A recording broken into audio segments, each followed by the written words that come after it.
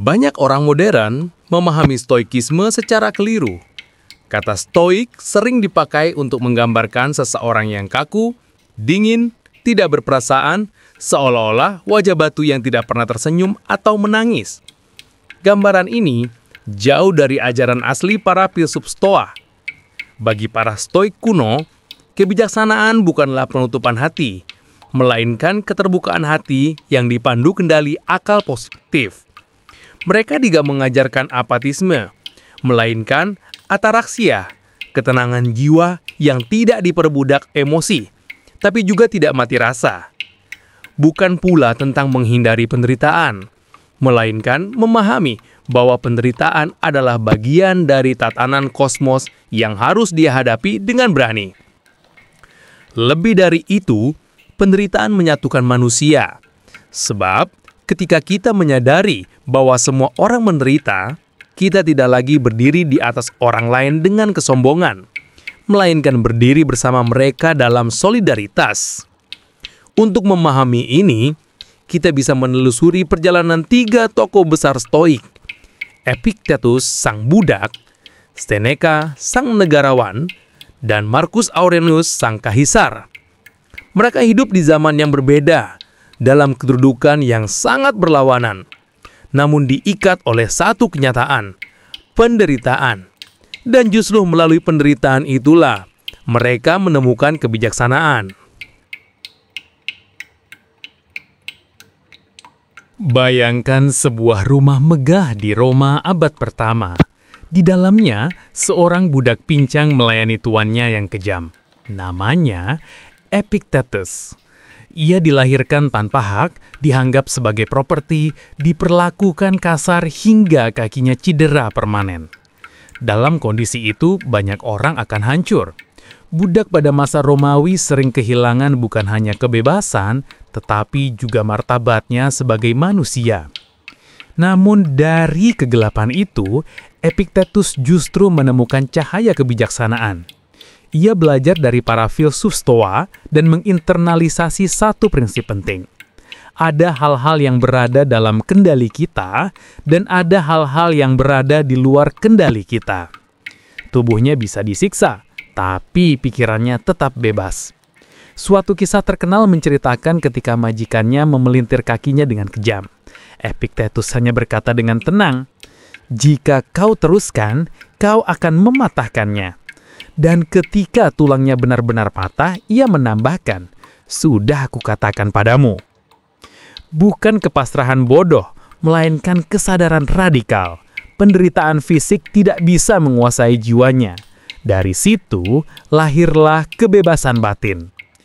Kelak, setelah dibebaskan dari perbudakan, Epictetus menjadi guru. Ia mengajar murid-muridnya bahwa penderitaan itu adalah ujian.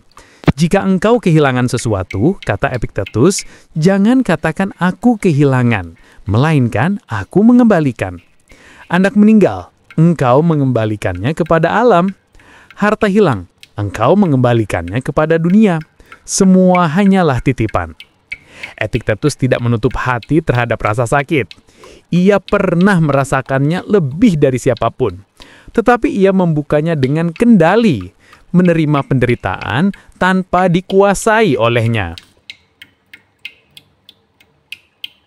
Jika Epictetus lahir dalam rantai, Seneca justru lahir dalam kemewahan.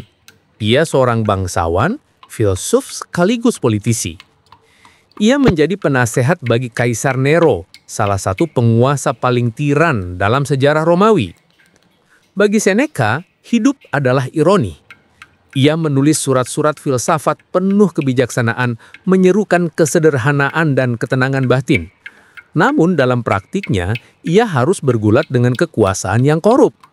Ia kaya raya, memiliki villa indah, tetapi juga hidup dalam ketakutan. Kapan saja Nero bisa menuduhnya berkhianat dan menghukumnya mati.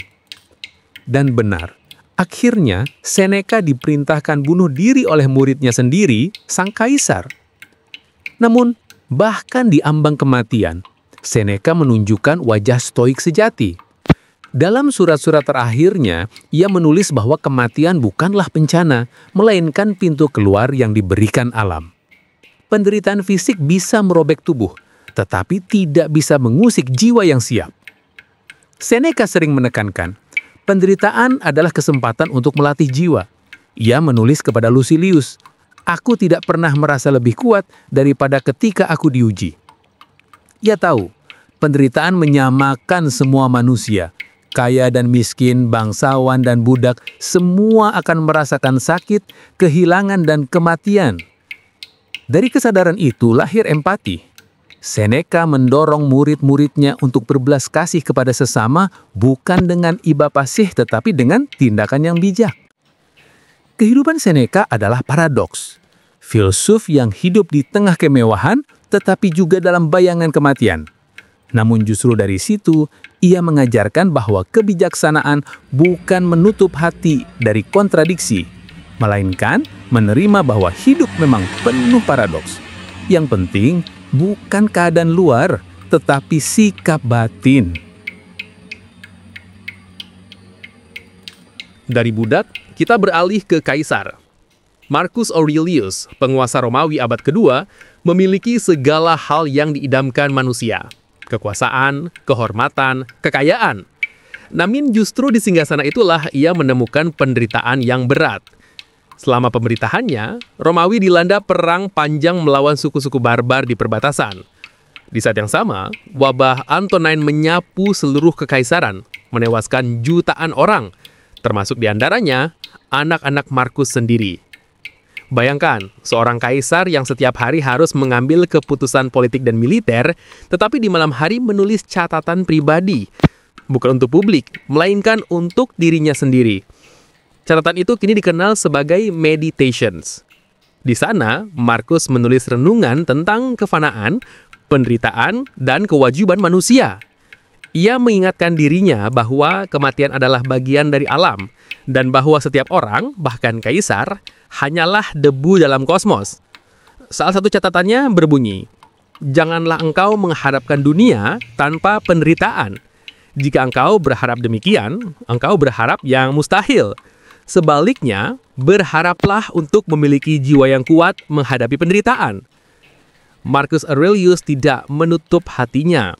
Ia berduka atas kematian anak-anaknya, ia merasa letih oleh perang yang tiada akhir, tetapi ia tidak membiarkan perasaan itu menghancurkannya. Ia membuka hati dengan kendali, menyalurkan kesedihan menjadi empati bagi rakyatnya, dan penderitaan pribadi menjadi renungan universal. Apa benang merah dari tiga tokoh ini? Budak, negarawan, kaisar. Semuanya menderita meski dengan cara berbeda. Epictetus menderita secara fisik dan sosial, Seneca secara politik dan eksistensial, Marcus secara pribadi dan kosmik. Namun, penderitaan itu tidak membuat mereka terisolasi.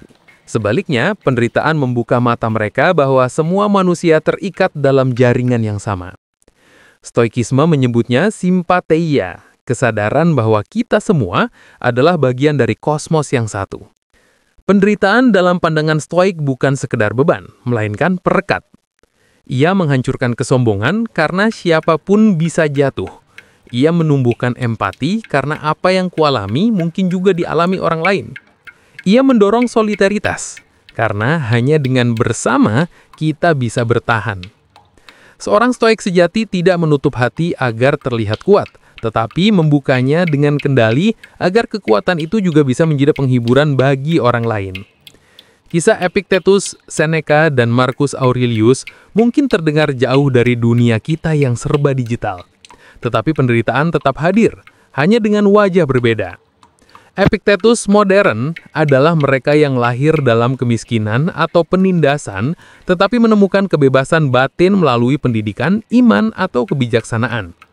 Seneca modern adalah para profesional atau pejabat yang bergulat dengan korupsi, ambisi, dan dilema moral, tetapi berusaha menjaga integritas di tengah badai kuasa.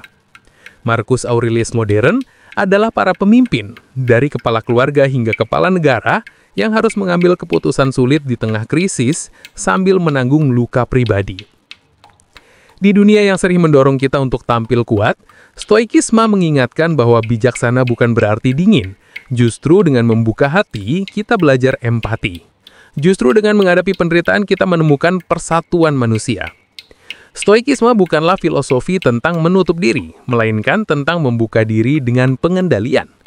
Bukan tentang melarikan diri dari penderitaan, melainkan menatapnya dengan berani dan menjadikannya guru. Epictetus mengajarkan bahwa bahkan seorang budak bisa bebas jika pikirannya tidak diperbudak. Seneca menunjukkan bahwa bahkan di ambang kematian, manusia masih bisa menulis kata-kata penghiburan. Marcus Aurelius membuktikan bahwa bahkan seorang kaisar dengan segala kuasa tetap hanyalah manusia yang rapuh. Dan dari semua itu, lahirlah kesadaran, penderitaan bukanlah musuh yang harus dimusnahkan, melainkan jembatan yang menghubungkan manusia satu sama lain. Sebagaimana Marcus Aurelius menulis dalam Meditations, apapun yang menimpa satu orang, menimpa semua.